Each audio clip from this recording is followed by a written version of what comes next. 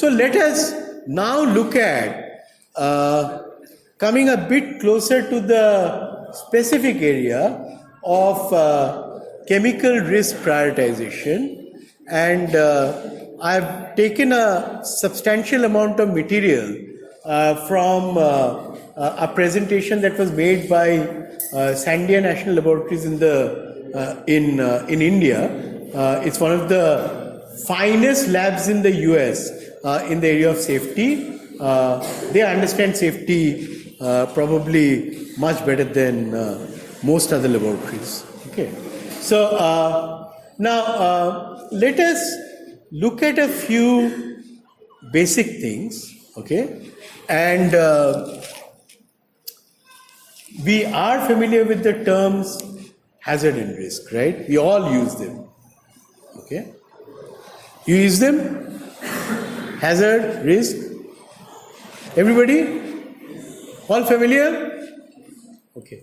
So one of you define for me hazard and one of you define for me risk. Just raise your hand and say, hazard is this. Yeah. Hazard is the potential to cause harm. Fantastic. Okay. And risk?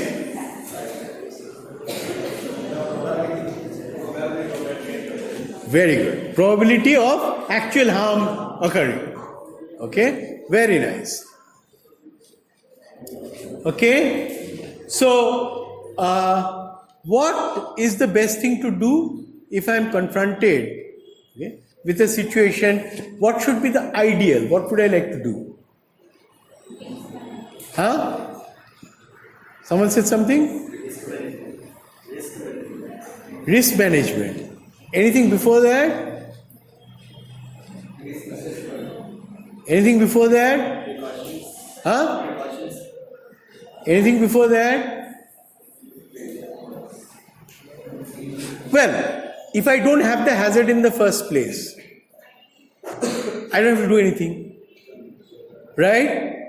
So, the wisest always is eliminate the hazard, if you can. You know?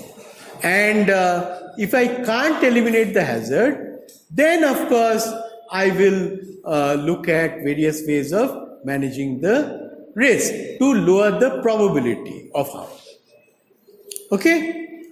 So this would be a good example that if, let's say, the hazard is that I have an overloaded circuit, and because of the overloaded circuit, there can be excessive heating, in the circuit, which can cause a short circuit.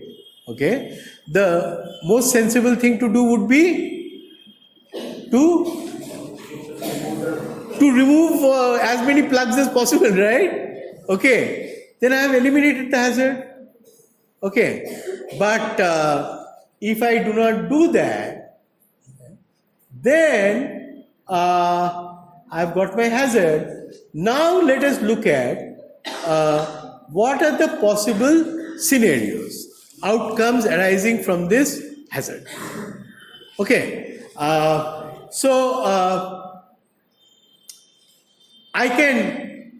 the best would be that it blows a fuse. Okay,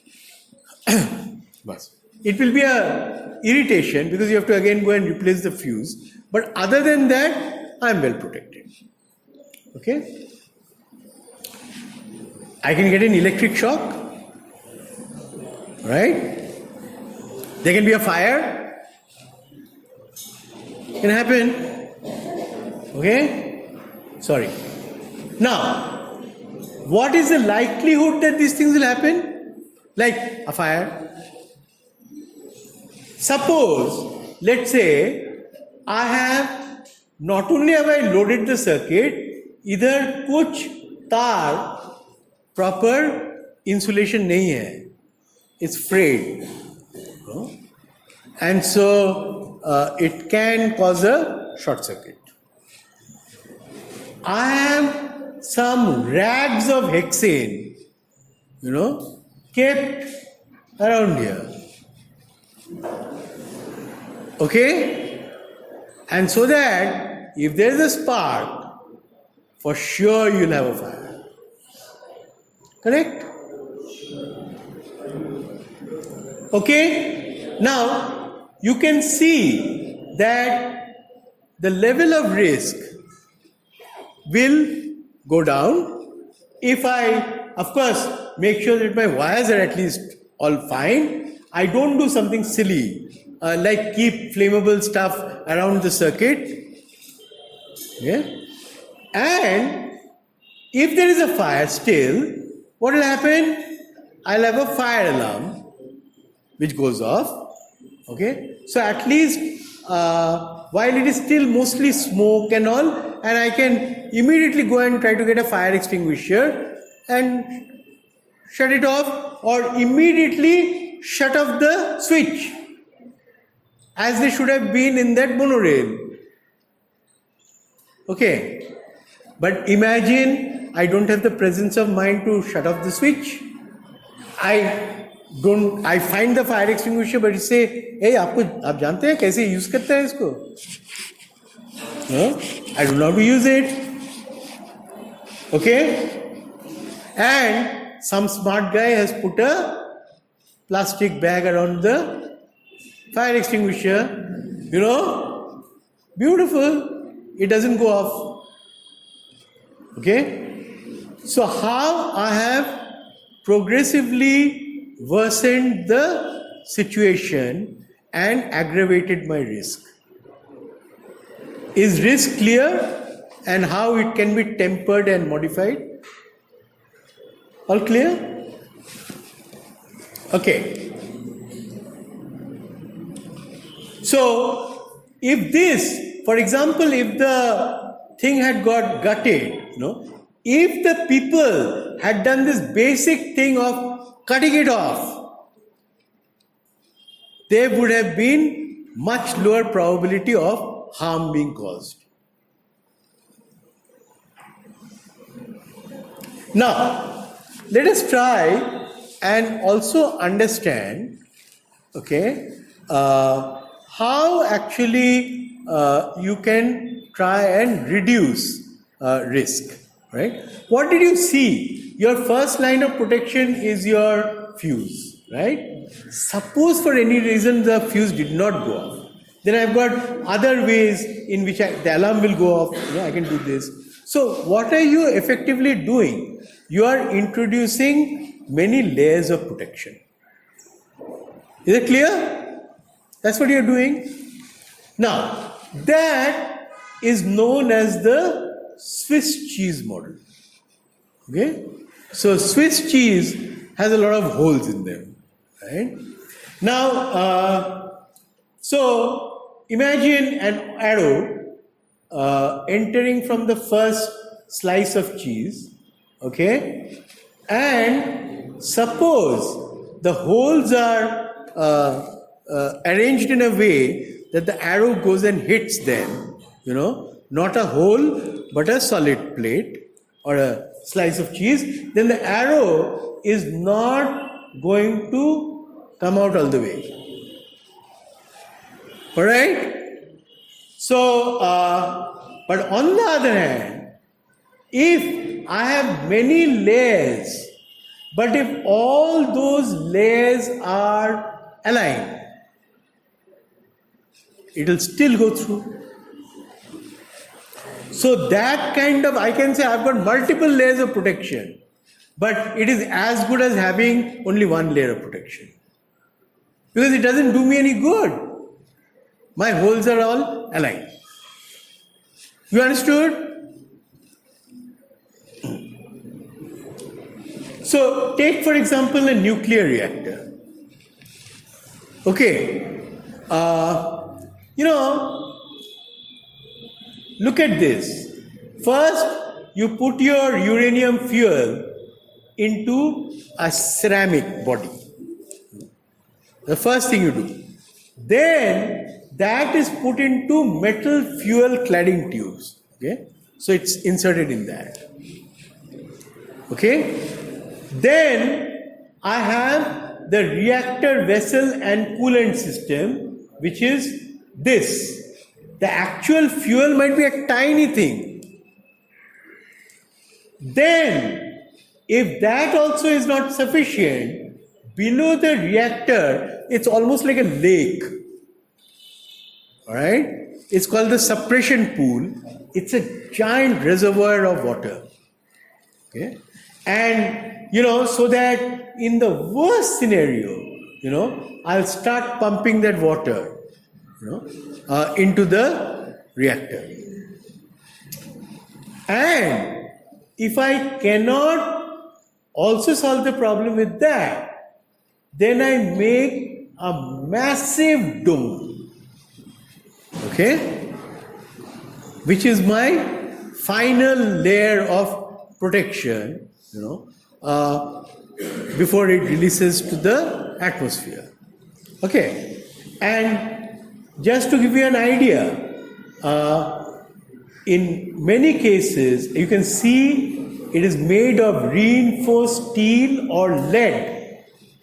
It can withstand a pressure of up to 80 psi, which means something like 6 bar pressure. Okay, and because today you can even have a terrorist threat.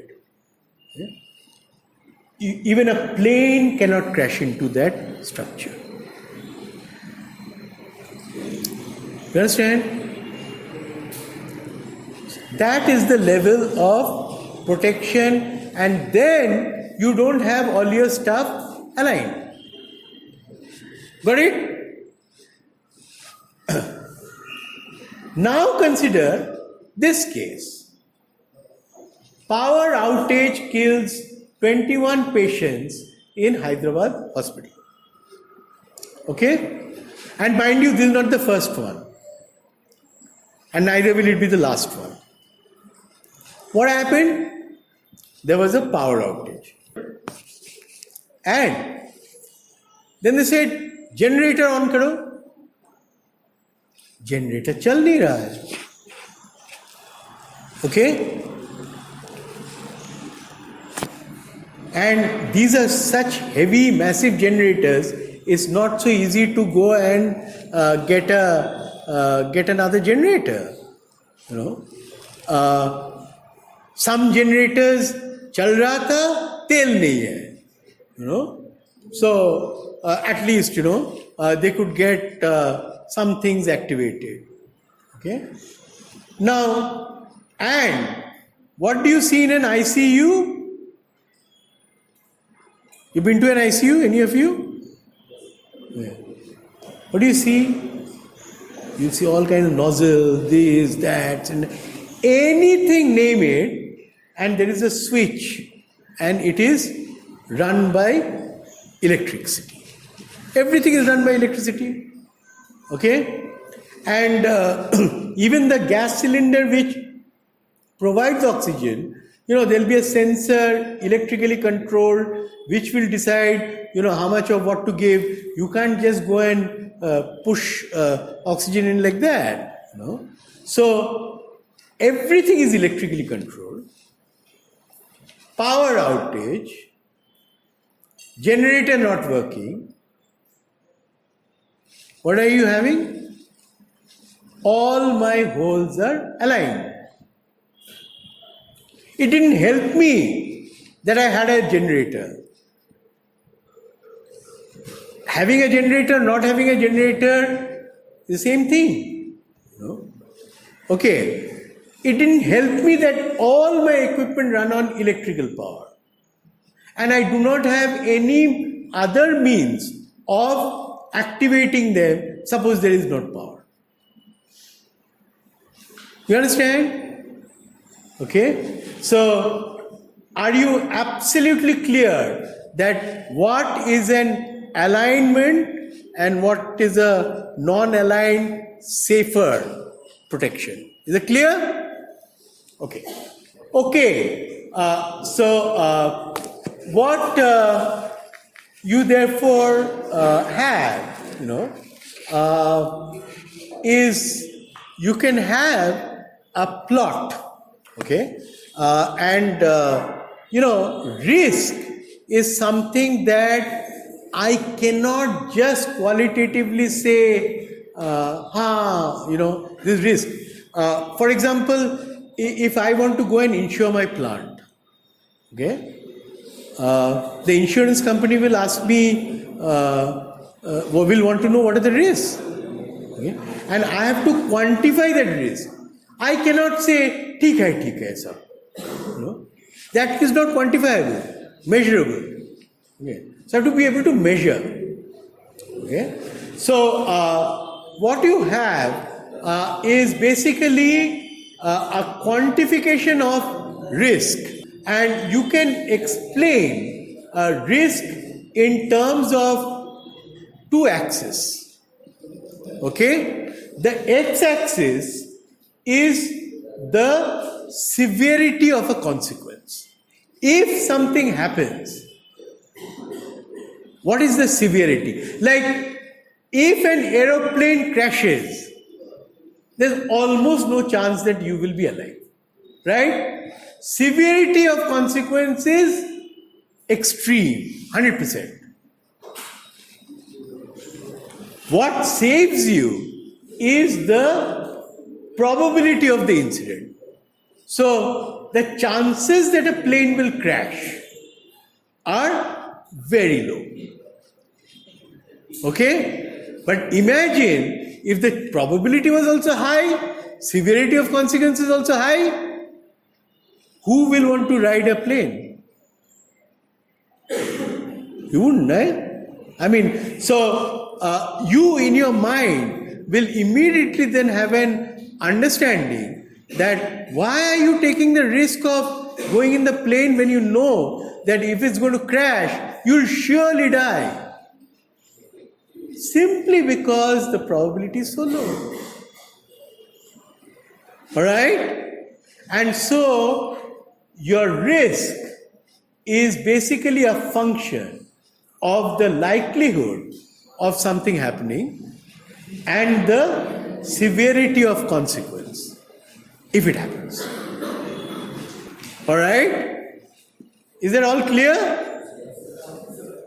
We will continue from here in the next class. Okay, now what I'll do is that I will continue from the lecture which I gave you last time, and what I showed you was that risk is something that can be quantified. Okay, and there are two axes.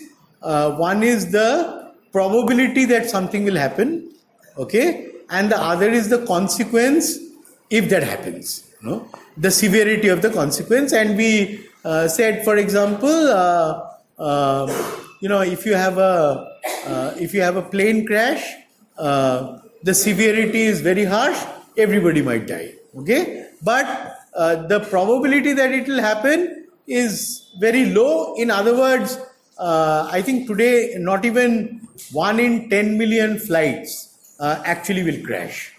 Yeah. So so the probability of the incident happening is low, and that's why you have that faith and you travel. Otherwise, nobody would travel. Who would travel? If I knew that if it crashes that I'll die. Okay. It's just that feeling that it won't crash. That's what keeps you. And there would be others, like I can have a road accident, and there are so many road accidents and so many people die, but probably you have a chance that you might get injured and not die, or if you die, maybe 2 or 3 people might die, but it won't be by the hundreds. Okay, so although in a sense road accident is very dangerous, but in terms of the severity of the consequence, of course, it is naturally a lot less than an aeroplane, okay, in terms of the number of people who will die. But whoever is dying will die, but that number could be less. Okay, so now this is a test, okay, and over here, as I told you, this is taken from a presentation that was made by Sandia Labs, right? And what they did was they asked people to rank, right? 15 different things, right? And what is the least risky and what is the most risky? Okay, and so you can see swimming, traveling by commercial flight, X-rays, non-nuclear electric power, prescription antibiotics, mountain climbing, railroad, nuclear power, etc., etc. Okay. Can I ask, let's say, can we identify the five which you consider to be, or let's say even three, which you consider to be the most risky out of this?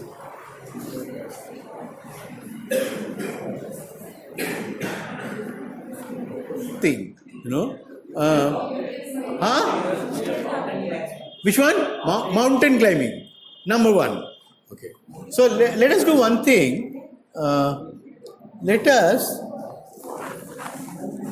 try to get your views. Yeah? So we'll put mountain climbing.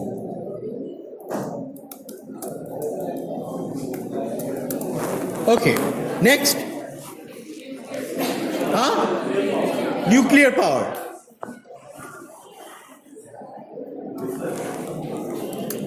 Nuclear power. Next. Pesticide.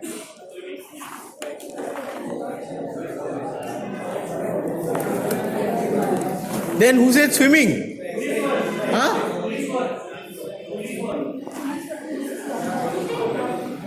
Which one?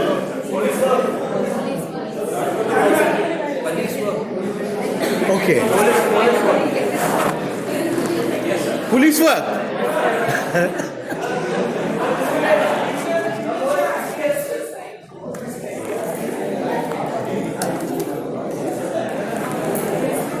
All I can tell you is this class is quite unique. That much I can tell you. Number 5. X-ray. X-ray? X-ray.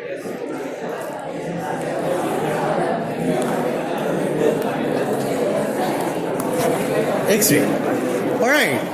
So let us see what other people thought. Okay. And it's got nothing to do with, again, as I told you, right and wrong. So what happened was they asked this to college students. Okay, like you all. Right? And they also asked experts. Experts means in each of these areas, people who would have worked for 30 years, and they asked them. Okay? And what you find is that the perception of college students and experts can be quite different. But it's very interesting, all right?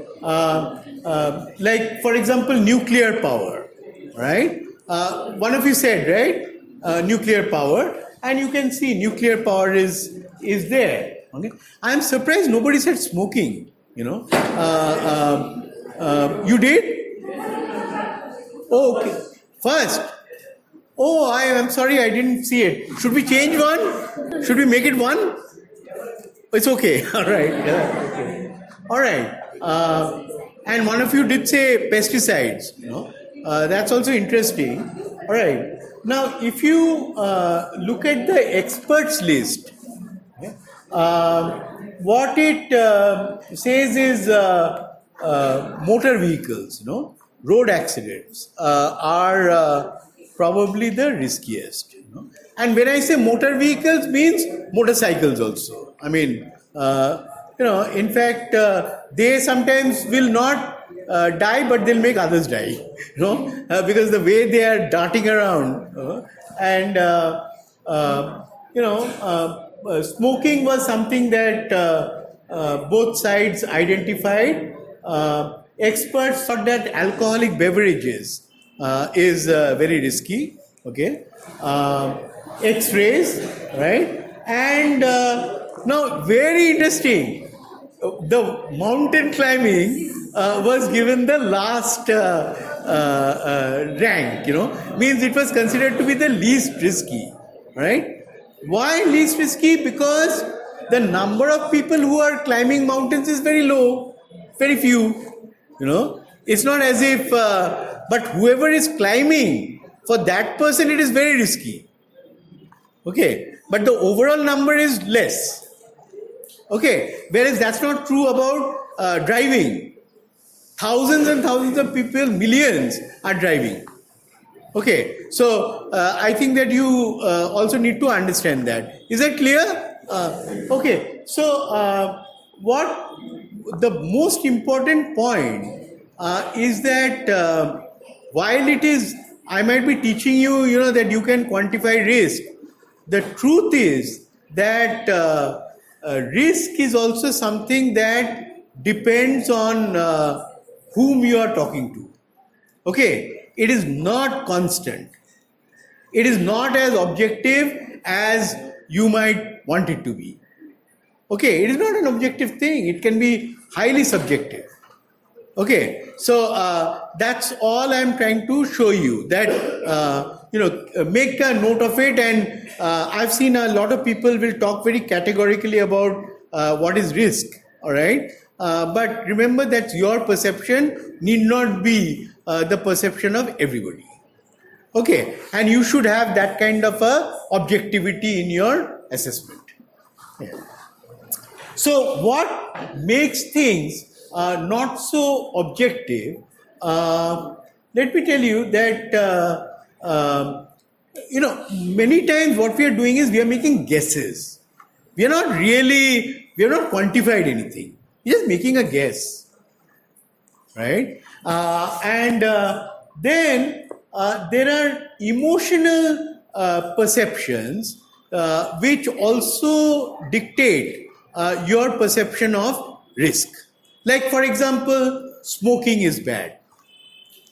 Okay? It may be more of a moral position, that you feel that it's morally a wrong thing to do. Okay? And so what you will start doing is everything that you consider to be immoral, you will also find them as most risky. You understood? Okay. And that need not be true necessarily. Okay. And so, and then there could be knee-jerk reactions, involuntary. I mean, it's not very calculated, okay? But you just perceive or you just instantly feel is risky. Not because of any sound logic, okay? And generally, things which you are familiar with, you tend to rate them as less risky. So, for example, motor or motor road accidents, the truth is that because all of us are doing it every day and you don't want to believe that you are engaged in a very risky activity, right? So you will naturally put it down. You understand? And others will say, that expert will say, this is very risky, and you will say, deep down, actually it is quite risky. But you will not accept it because you are also involved in that. And nobody would like to believe that they are at risk. Is that clear? Okay. And so things which you are more unfamiliar with, you will tend to also think that those are more risky. Like swimming, for example. If you don't know how to swim, naturally it will be very risky, right? But it may not be so risky if you know how to swim. Okay, so obviously there's a difference between familiar and unfamiliar. Okay, so everybody has understood that risk has a perception. Okay, and risk is not necessarily, despite everything that we say, is not necessarily so easily quantifiable. Okay, but the fact is that we need to quantify it. All right. So so basically, what did we see? That like nuclear power is another. People have very strong positions on nuclear power. Okay, nuclear power is bad. Okay, and now yes, when there has been an accident, there has been a terrible accident. But then, if you look at from when we have had nuclear power and how many accidents we have had, the probability of occurrence is very low. Severity of consequence can be high. Okay, but remember, it's the product of the two that determines risk. Most of us will take one. I will take the severity of consequence and forget about the probability of occurrence. Okay, others will take the probability of occurrence, not worry too much about the severity of consequence. But you will have to, in your mind, work out the product. Okay, and that is what will control it. So, college students and experts, I think both probably agreed on smoking as something which it looks like objectively that it is something very risky. Okay, because there are so many smokers, right? So there is a problem, and it's a fact that many people do get cancer because of smoking. So maybe there was agreement, but experts, as I said, put motor vehicles at number one, and college students were thought that nuclear power is more risky than motor accidents. Okay, so there is a difference, and experts put nuclear power quite low, around number 12 out of 15. Okay, so just keep that in mind. So there was some kind of a swapping that went on. Okay, now let us try and understand, because we are all talking about chemical safety and security, so we need to understand what does it mean for a laboratory and where you will be working. Okay, so what is the perception of risk, okay, in a laboratory? Okay. So let's say what is a low risk environment in a laboratory. Okay, so laboratory procedures are routine, means they are done day in and day out. There is no uncertainty, okay, about what you do. Staff are well trained and experienced. They know exactly what they're doing. Okay, they are very well trained. All right. The materials that you are using are mostly benign. You are not using dangerous chemicals. Okay, and or you are doing the reaction at a very, very small scale. Maybe milligram to microgram. Okay? So that even if there is an accident, the impact of that accident will be very low, simply because I've used so little of chemical. Okay, and and in those cases, even if there is an incident, something happens. Okay, the chances are that it will not be an emergency situation. You understand? Okay, does everybody agree that these would probably mean relatively low risk? Agree? All agree? Any disagreement? Okay, so now let us look at moderate risk. Right? Procedures are not routine. Now this is probably likely to be more the case, let's say, in a research lab. In a research lab, what are you trying to do? You're trying out new reactions. Okay, so I'm not doing routine stuff. I mean, your professor is not saying go and cook dal and rice, every day. All right? I mean, you are trying out new reactions, right? So anytime procedures are not routine, there will always be more uncertainty around that procedure. Okay. Staff may be partially trained or have limited experience. Again, applies to all of you. Okay.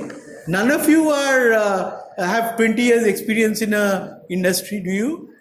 Okay. I mean, you have come out of college. Maybe you have had some exposure to a laboratory, etc. But nothing beyond that. You know. And and people, the maturity levels also may not be so high, and many times people do things for fun, that's also quite common. Okay? Like, I know from first hand experience that somebody one day poured a bottle of acetone, on my back.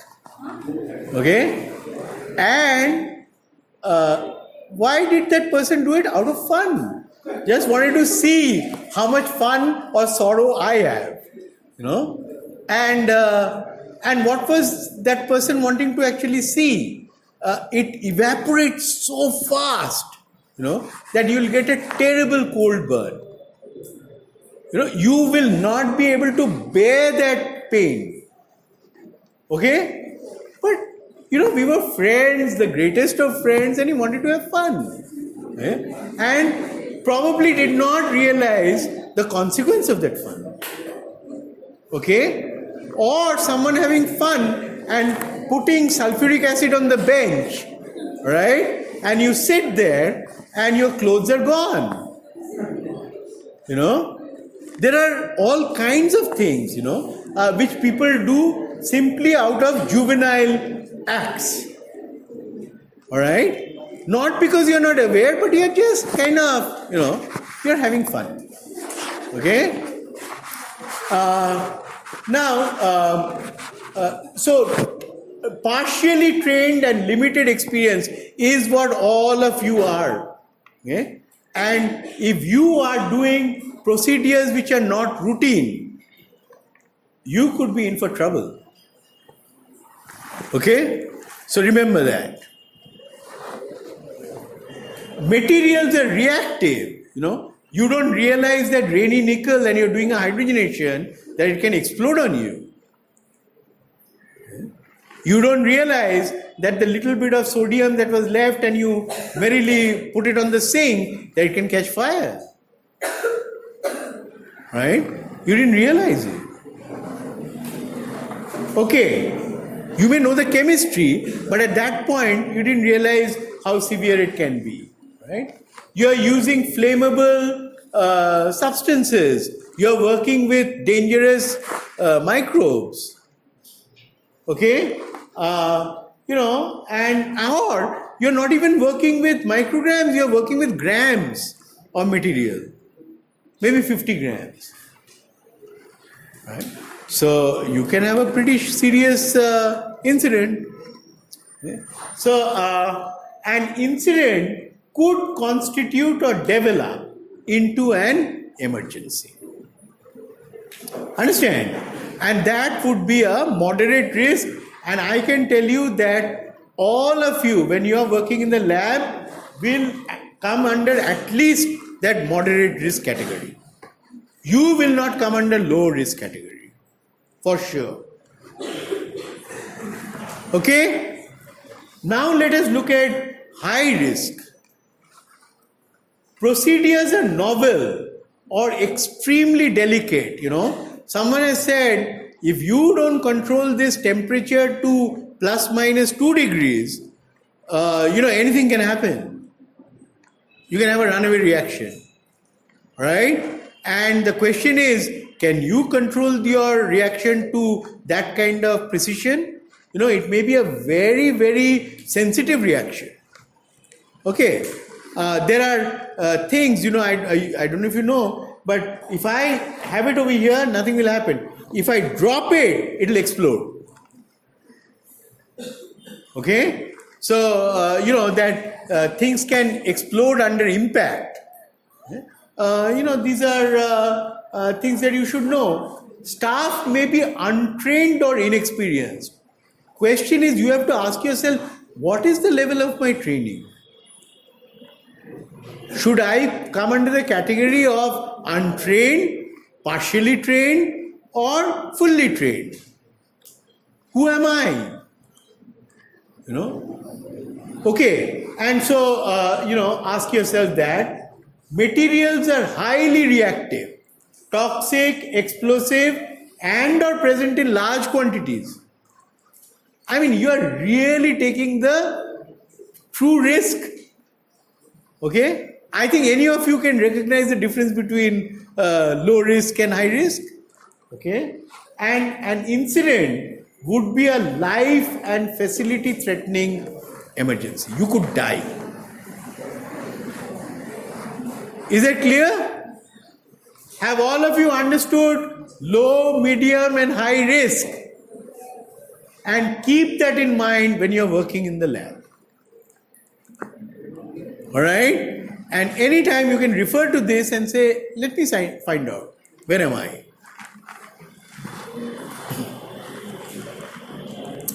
Okay, now what also you need to understand is that even though, and what you could also have is that if somebody were to come, like let's say to analyze or find out about your lab, okay, and says that I'm going to categorize your labs as how risky is your lab, okay, and you're not doing one thing only, you're doing several things in your lab, right? So for each of your activities, okay, or the way you have set yourself up, I can put a point, okay? So if the point is more on this side, it means it is very risky. High probability and high consequence. Okay? As I come closer and closer to the origin, less risky. Okay, but different things could be put in different portions, and then what you will do is that you will take a weighted average. Okay? And overall, I may get a perception. I might say, yeah, these people, they are working with grams of chemicals, but somehow, master's level students seem to be, ICT students seem to be quite smart. They seem to be well aware of chemicals and chemical reactivity, etc. And these people, okay, they are relatively better trained, right? So I might give a concession, and so your weighted average will change. And if you go to a lab and you ask somebody, hey, draw the structure of benzene, says, I don't know. Okay, tell me what is the exothermicity of benzene, if I ignite it. Okay, I don't know. You ask, do you know what is exothermicity? I don't know. Okay, in everything I say, I don't know, I don't know. And you say, and you are doing reactions? Okay, be careful. All right? And, that's where you need to be very, very careful. Wow. I had it here. Okay, now, so what will happen is that, you might go and talk to your professor or somebody and say, we have been taught this and we need to improve our lab.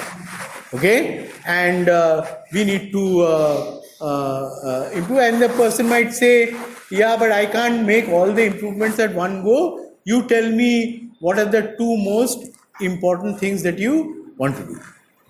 Okay, first, all right. Obviously, which ones will you choose for improvement?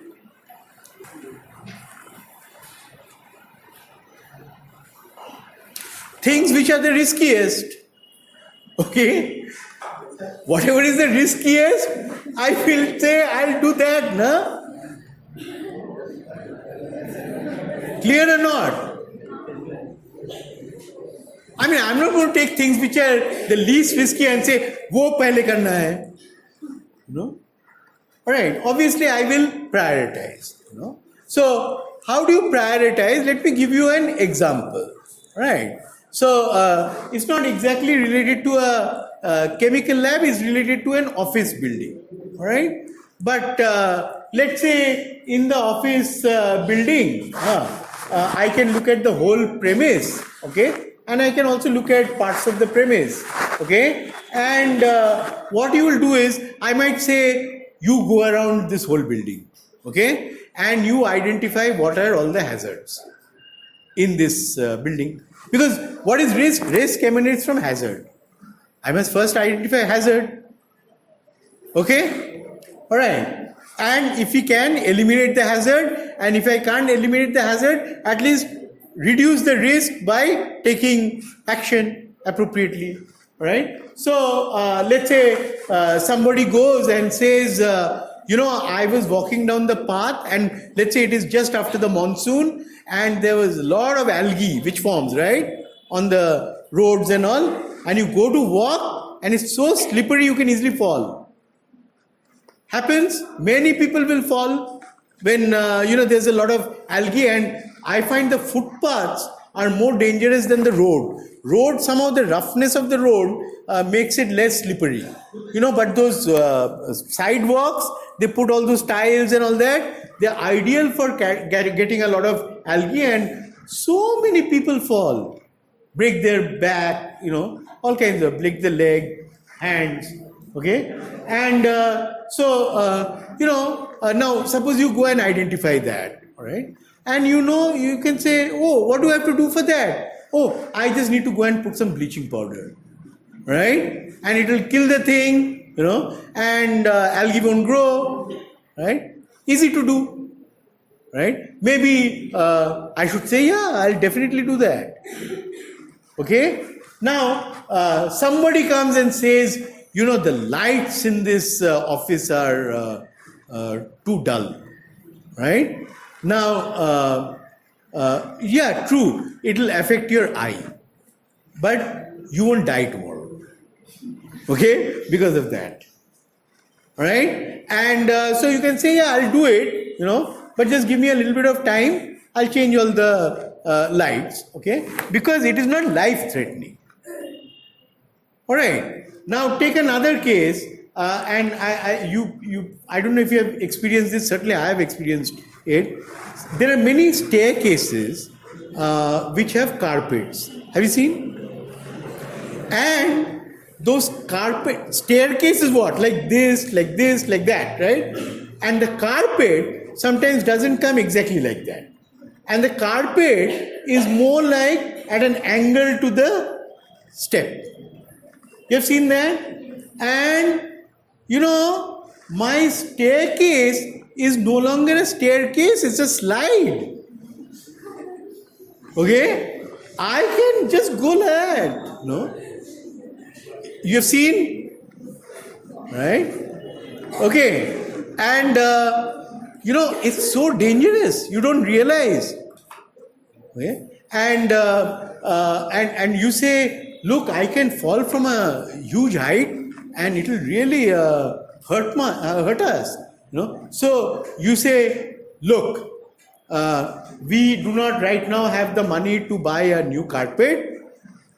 And if I were the head, I would say, to hell with the new carpet. Take out the old carpet. No carpet. No carpet means it's safer than with that useless carpet. Okay? And knock it off. And when you have money, you put another carpet properly. You understand how to prioritize?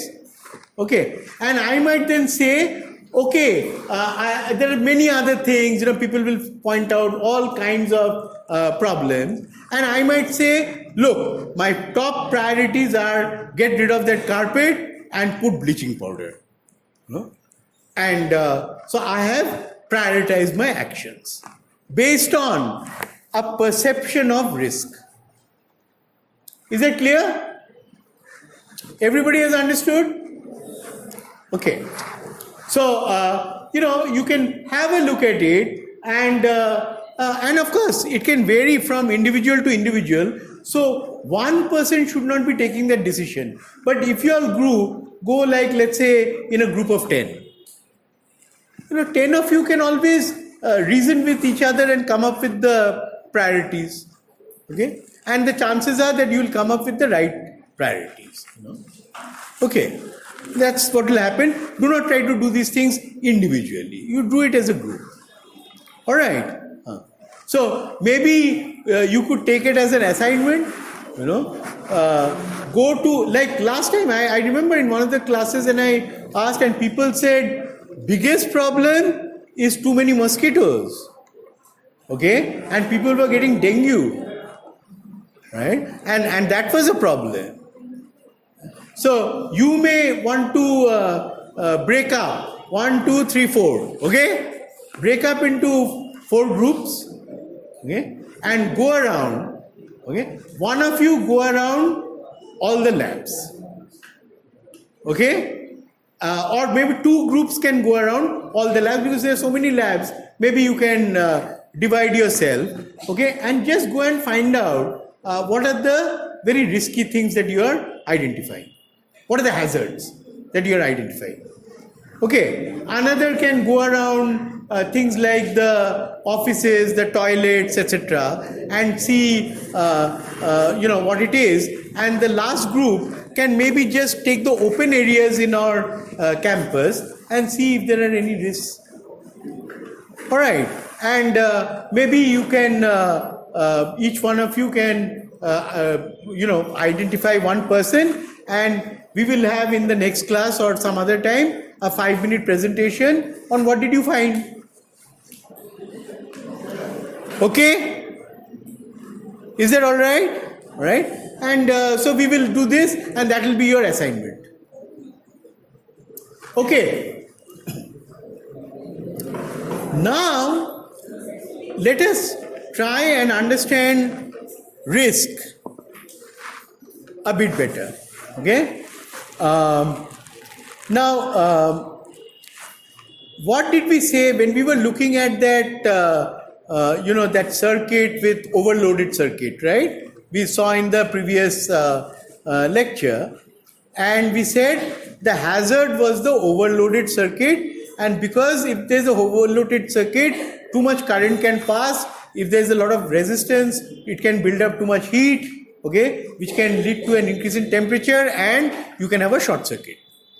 Okay, and that's basically what can happen.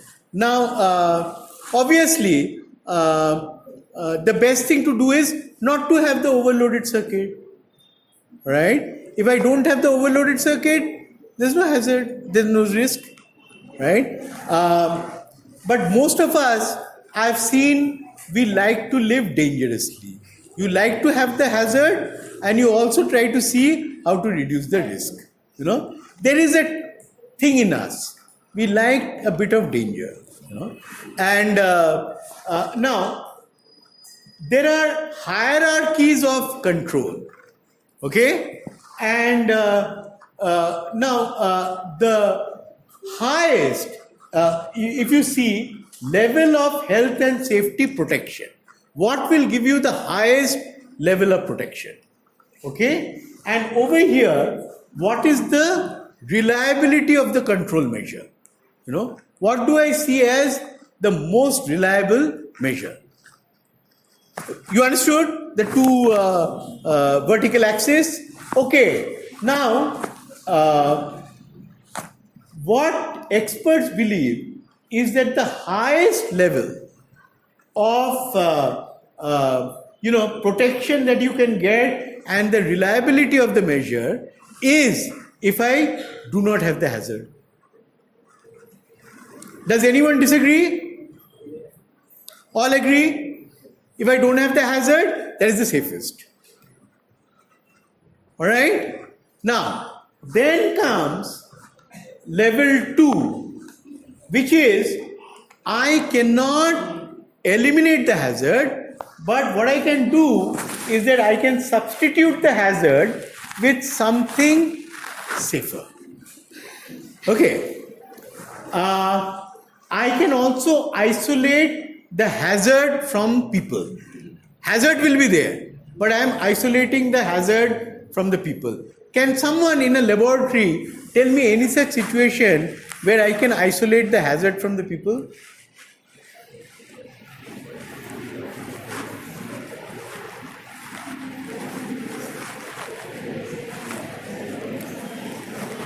Isolate the hazard from the people?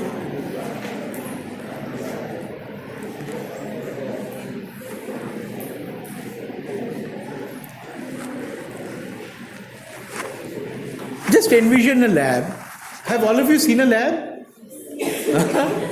Okay, all right. So, ठीक है. Then you should be able to answer. Take a fume hood, right? You know, the reaction is taking place inside, I am outside, I am a bit safer, right? So I have isolated the hazard from the people. Alright? Or I could have reduced the risk through engineering controls where similar, but I could be having my reaction in a room and I am operating the reaction from outside. A computer controlled reaction. Okay, again I have isolated the hazard from the people. Alright? All agree? Alright. Now let us look at level 3 of this, and remember, I am going down in reliability and I am going down in the extent of protection. Okay? And what are these? Reduce exposure to the hazard using administrative actions, right? So people, if they'll tell you, if you do not wear safety glasses in the lab, don't come for tomorrow, and if you repeat this, then off you go from ICT. Okay?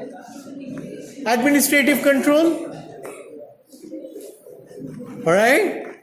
And, so related to that, use personal protective equipment. Now, you might think that just because you're wearing safety glasses, I've got my helmet on, I've got my lab coat on, and it all looks so smart, and you think that you are very safe. Rubbish. You're not. Okay? And that is the least level of protection, because you imagine I'm doing hazardous reactions in the lab and I'm merely putting on a safety glass. You think you are very protected? Forget it. Okay. That is your last line of action. If everything else fails, you may hope to have some kind of a relief because you have put on those safety equipment. But it is stupid to work on hazardous reactions in the first place. I should not be doing that. You understood the difference? Okay? So, anyone who thinks just because they are wearing personal protective equipment that they are safe in the lab, forget it.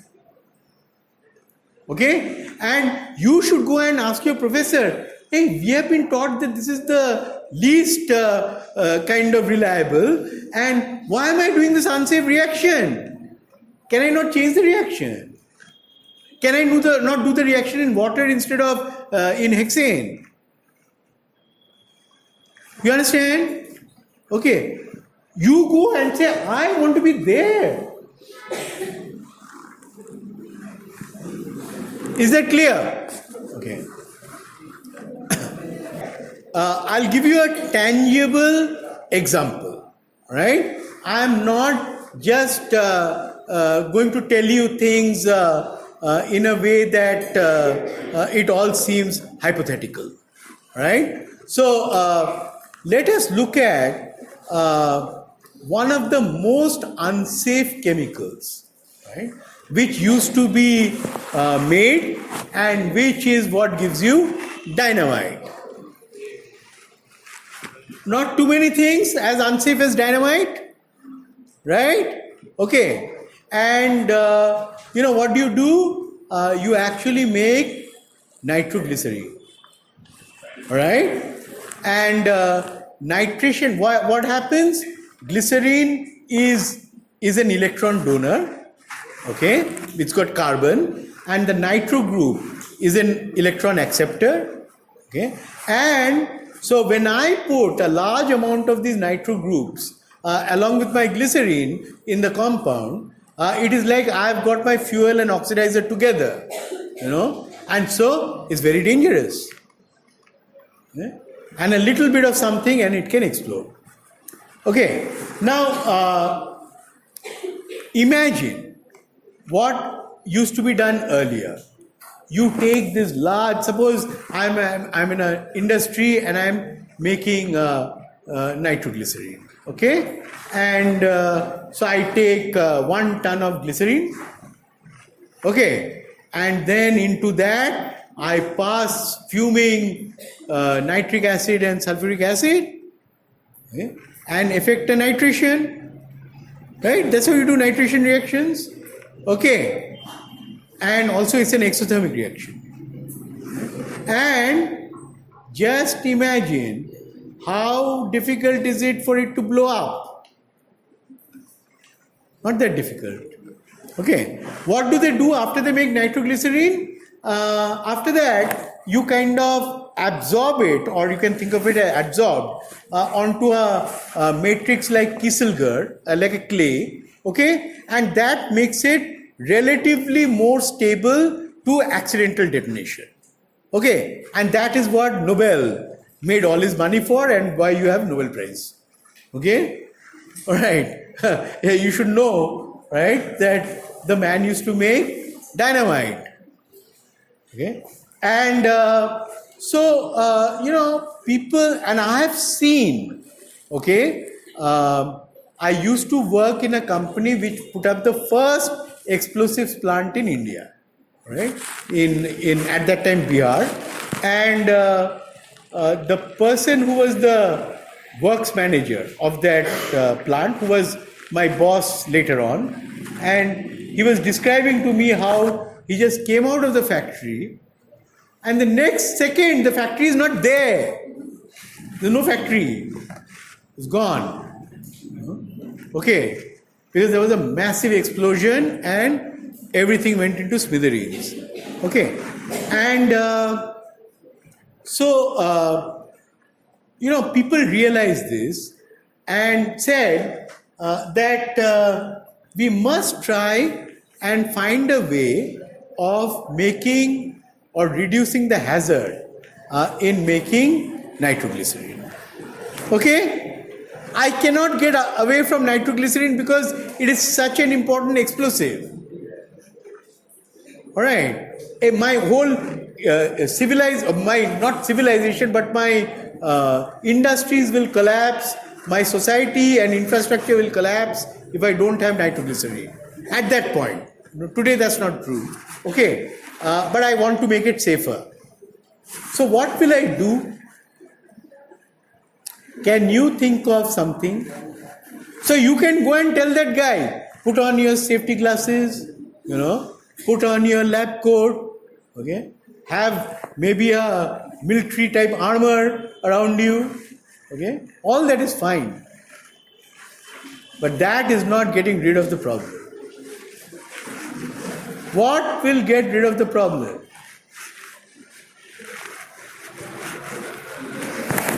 Any ideas?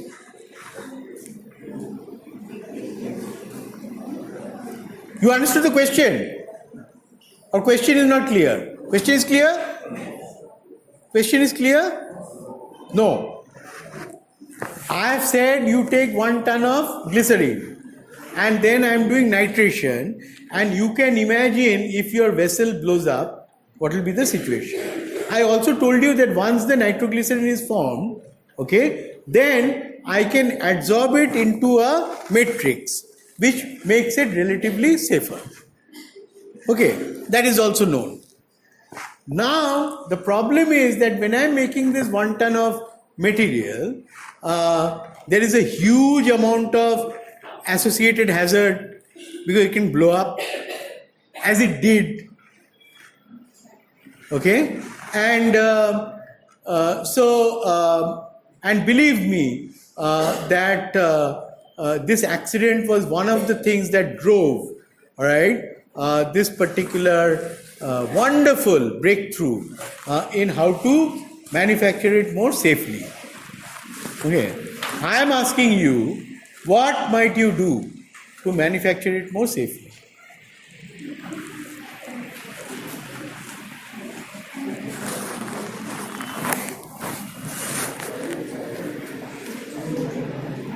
Take a minute.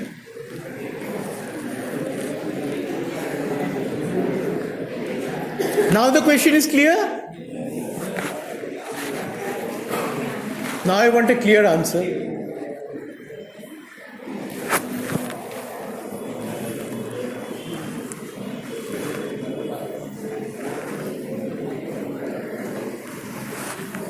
Just think, and another thing, you're too inhibited.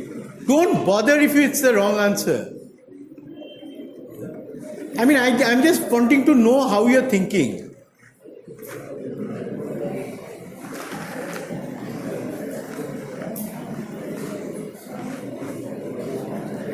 Okay, somebody give me an answer. Even a wrong answer will do.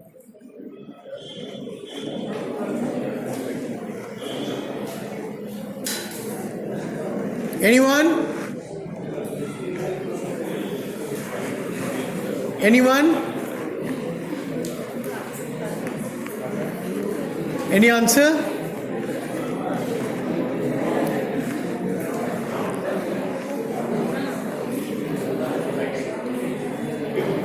And let me tell you, when I tell you the answer, you'll say it's so simple.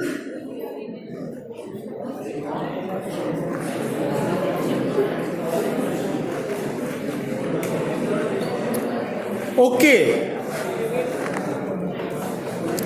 So, what was done? What did I tell you? That, once I produce nitroglycerin, I can take it, and if you adsorb it, it's quite safe. Okay. But the problem is when I produce large amounts of it. Right? So, the question is, why do I have to produce a large amount of it at one go? That I hope you understand how your mind should work. You ask the basic question, if I produce a lot, it's unsafe, so I must not produce a lot at one go. Then I'll come to the next thing, that how can I then produce? Alright? And look what they did.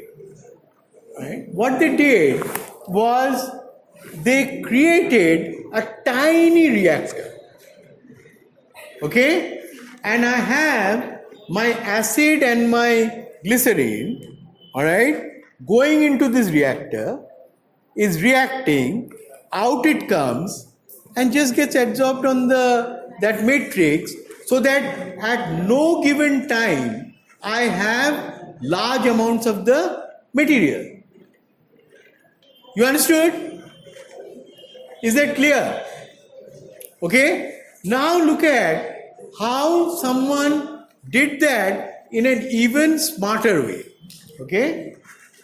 Instead of a vessel containing a ton of reaction mixture, the glycerine and acid are mixed in a tiny injector. Okay? The partial vacuum created by the high velocity jet of acid. So I'm passing the acid like a jet. Every time I pass something, like a jet, because the Venturi effect, right, I'll create a suction, right? And now I'm sucking in the glycerine, right, because of that Venturi effect. Now, if my speed, velocity at which the acid is going is more, means more acid is going, what will happen? proportionately more glycerin will get drawn. Okay? So it automatically regulates itself. You understood? So the partial vacuum created by the high velocity jet of acid draws in the glycerine through a side arm. If the acid rate falls off for any reason, the glycerine flow falls in proportion without the intervention of any mechanical equipment. Okay. The quantity of nitroglycerin present is so small that the operators can be protected by a single blast valve. Usually what happens is wherever these things are manufactured, there will be some blast valve, so that if there is a blast, that wall will give way. Okay, and it will take the impact. All right, and you will be protected. Yeah. Now, you just see. So I continuously manufacture. Who has said that I have to manufacture 1 ton in one vessel? Nobody has said so. Is that clear? Did you understand? Okay. Now tell me, in this, what did I do? I eliminated the hazard, or I minimized the hazard. Okay? Is that better? Or I make 1 ton and I wear safety glasses? You understood what is level 1, level 2, level 3? All clear? 100%? Let us again revisit, and you all had given me this answer the last time. You remember I asked you what all can cause accidents, what type of accidents, okay? And you all gave me these answers. Okay? Now, if you look at in terms of a chemical laboratory, okay, I need not necessarily worry about nuclear radiation, natural calamity, building collapse, okay, or road accidents, okay, but these would clearly be relevant to a chemical laboratory. Okay? Fire, burns, cuts and wounds, electric shock, explosions, spillage, chemical leakage. Or maybe you can put the release of microbes. Okay? Pathogens. Pathogenic bacteria and virus. Okay? And that they are released.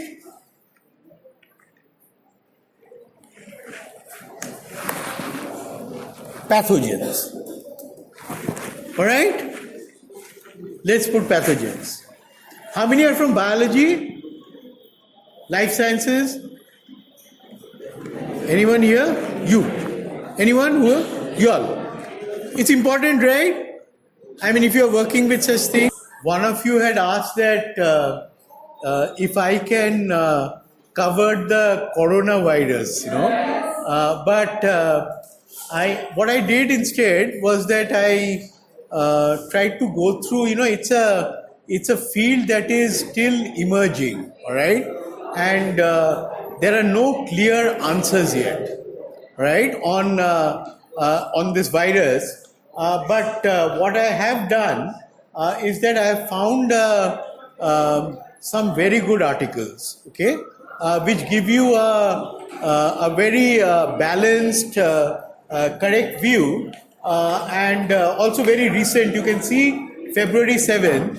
Now what I will do is that I will forward this to all of you, okay, and just so that you can read it and you can understand it, but in the context of safety, what is important is that as I said, this probably the belief is that it originated from bats, right? And that there was an intermediate carrier.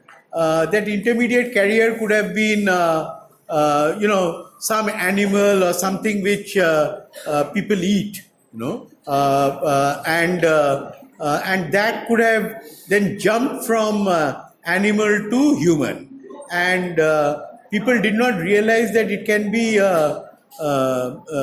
kind of perpetuated so rapidly from human to human, and so that is turned out to be quite dangerous, all right.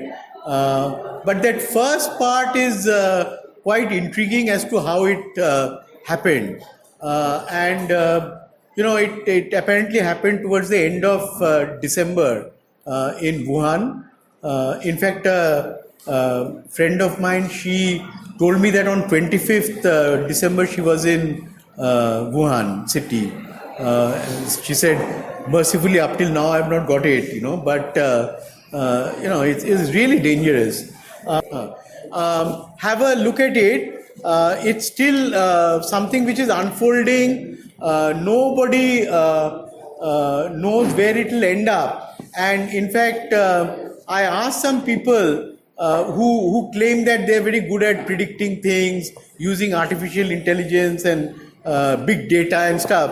I said that in real time, can you make a prediction of how exactly this will spread? And everybody became silent, So most of us actually like to answer things for which answers are already known, Nobody wants to answer problems which are uncertain.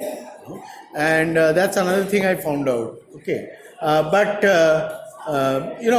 as of now, the death toll is slightly in excess of 1,500, but it could easily, it could become many, many thousands, right? Nobody can say at this stage. So this is a very detailed article.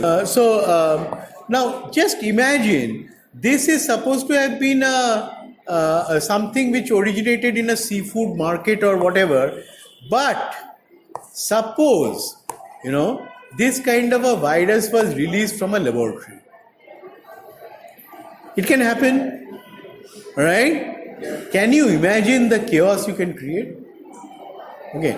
And what you also need to understand is that, for example, there are many labs who are engaged in biological warfare. Okay. And they are actually trying to engineer viruses and things which, and if you look at China, nothing has caused the kind of damage, as, for example, this virus has. Their GDP probably will go down by a couple of percent. The world is really shaking. What's going to happen. So what we think as major things like a missile coming and hitting you, etc. Those are of course there, but these kinds of silent enemies, invisible enemies, they are dangerous. And let me tell you, it can also happen from a lab. Right. So this is where taking, if you, I suppose none of you are working on things like this, but if you ever were to work on any microorganism, please be very careful. Okay. Because you could cause untold harm, right? And maybe out of carelessness. Right? So you need to be extremely careful. Anything else which you think is hazardous in a lab?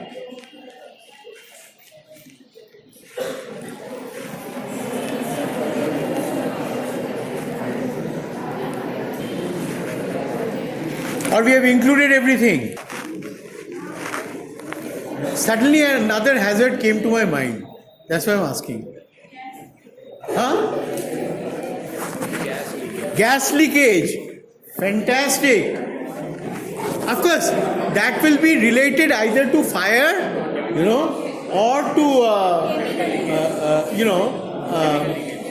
chemical leakage. But yes, gas leakage is there. Maybe it will become a part of this. Okay, under leakage. Anything else? You know what I think is the most hazardous? You.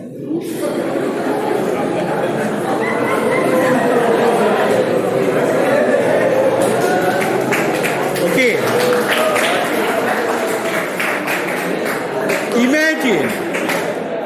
Imagine you have a person who knows nothing about what he or she is doing, right, and is let loose in the lab, what calamity you can cause. Okay? Agree or not? So let us put untrained, okay, and inept worker.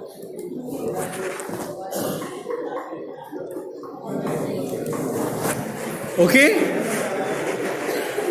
And that will complete the disaster in the lab. Agree? So that's why it's so important that all of you must understand safety. I can have everything else there, but if the people themselves are not trained, nothing can be done. Okay?